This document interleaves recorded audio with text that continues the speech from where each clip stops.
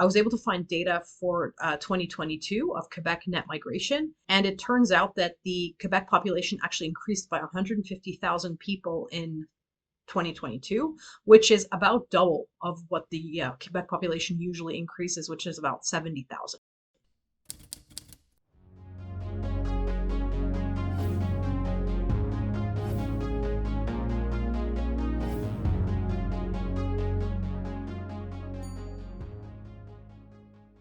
Hello, real estate fans, and welcome to this week's episode of the Real Estate Investors Club podcast. We're approaching to the end of the year, and I wanted to take a little bit of time to go through some rental statistics with you because, as you know, the CMHC releases their rental market report once a year. So we're going to be able to be looking forward to that in the beginning of 2024. But we have some more recent data from rentals.ca. And, anecdotally, us as people who are active in the real estate market, be it property managers or, investors, we have certain experiences in the markets that we operate in terms of vacancy rates, in terms of rent growth, in terms of maybe changing demographics, in terms of who our tenant clients are. But it's always nice to have that kind of anecdotal experience corroborated by some statistics. I'm a lover of science, a lover of some good data. And so I wanted to just take a little bit of time to go through the November rentals.ca report with you as it concerns the Quebec and Montreal markets. I want to also just, highlight that a little bit against a few other data sources, which would be the CMHC rental report from almost a year ago, as well as some interesting population growth data from the Quebec government, which, again, in the beginning of 2024, we're going to be looking forward to some more up-to-date data samples from that. But, we can still kind of take a look at what's been going on. So without further ado, let's jump in. Now, the first thing you need to know about the rentals.ca rent report is that the rent report is based on data that is gathered through the website of rentals.ca. Now, rentals.ca tends to be more of like an upmarket rental site. And so especially in the Quebec market, which operates a little bit more through things like Facebook Marketplace, some of those data will be different, and rentals.ca tends to skew towards more of the high-end listings because those are typically the listings that appear on their website, and that's the data that they have access to. But nonetheless, we're able to look at some trends, and I find some of their stuff is super interesting. When we're talking about Quebec year on year, we're talking about a rent growth of about 10%. Now, what I find super interesting about that is that when we compare that data to what's happening in Toronto, Toronto has actually posted a decrease in rent in the past year. So I think their average rent has gone down by about 0.8%.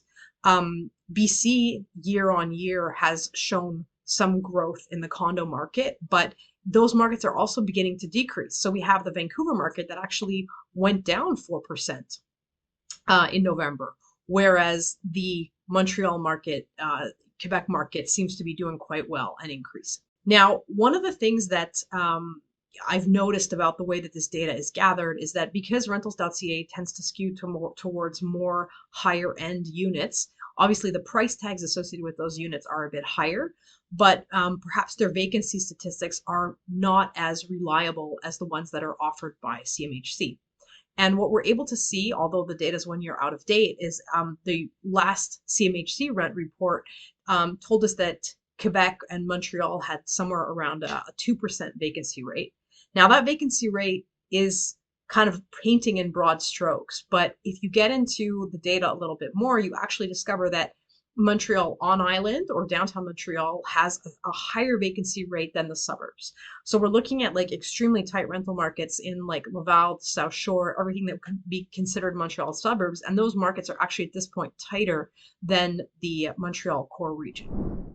The other thing that's really interesting is which unfortunately rentals doesn't give you, is by market segment. So if we're looking at, condos versus middle of the range rentals versus, affordable housing, the rentals.ca report really doesn't separate those categories in a way that's meaningful, whereas the CMHC report is basically able to show us that the vacancy rates for affordable housing is way lower than what it would be on condos.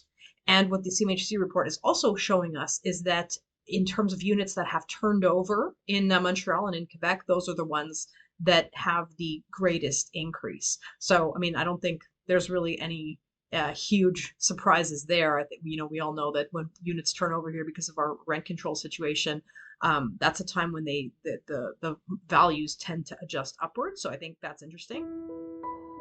Have you really been listening to the episode, or has your monkey mind been taking you off in one direction or another? Our mental habits can be our biggest assets or our biggest liabilities as we pursue certain goals. For me, the biggest performance gains have always come from training my mind. In my book, Mindful Landlord, I talk about how you can train your mind and how you can apply some of these strategies to your journey in the real estate field. The book is available on Amazon and also on its website, mindfullandlord.com. Now I'll stop evangelizing for the power of mental training and let you get back to the show.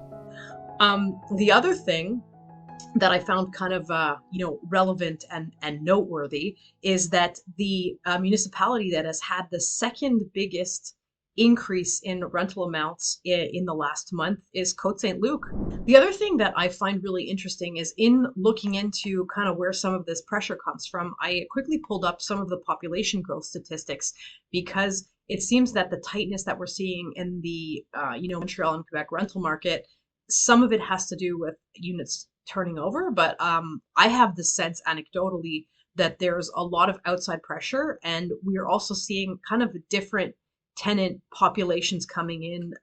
Even the types of new arrivals that we're getting are potentially changing. And so when I was able to find data for 2022 of Quebec net migration, and it turns out that the Quebec population actually increased by 150,000 people in 2022, which is about double of what the Quebec population usually increases, which is about 70,000. And if you look at where those increases come from, basically they're talking about a natural increase of just 2,000 people, which you get when you subtract the deaths from births. So that's like a local population increase of 2,300 people. You have net interprovincial migration, which is actually negative. So in 2022, 3,000 people moved from Quebec to the rest of Canada. But then you have net international migration of 149,000 people, which is, huge when you look at the fact that the population of Quebec is estimated to be 8.8 million. Having an increase of 150,000 is really quite large. And I think when we look at what's happening in terms of the pressure on our rental markets, you don't have to look much further than knowing that that's the population growth. And well, this data is not available in what the Quebec government released in the article that I'm drawing from. We know anecdotally that the vast majority of those incoming migrants are heading for the bigger centers. So definitely Montreal is getting a lion's share of that. And then the remainder is, going to be coming through the pipeline in other bigger cities like, Gatineau, Quebec, maybe a little bit in Trois-Rivières or Sherbrooke. But that's where we're going to feel that net migration in the most intense way. And, I think it should generally bring us to a reflection also about what's going on with our construction industry, which is that in terms of replacement rate, we are not building, neither in Quebec nor Canada, we're not building at remotely the rate that we need to be building to accommodate all that additional supply. Actually, anecdotally, interestingly, there's been some zoning changes that have come from the top down in Ontario, where the Ford government there has begun to force municipalities to issue building permits on zoning changes for places that are zoned for single family, are now required to be zoned for the construction of additional units. So, I think for those of us who are in the construction business in Quebec, we're going to be watching very closely if our provincial government doesn't come down with some similar legislation to what's going on in Ontario, because The housing crisis has arrived in Montreal to the same extent that it exists, or not, perhaps not the same extent, but to a similar extent to which it exists, across Toronto and Vancouver. And if our government is looking at addressing some of those problems, they're going to have to do that partly in terms of the zoning and building permit spheres, where there's huge delays, a lot of red tape, and a lot of zoning that is not necessarily friendly to building.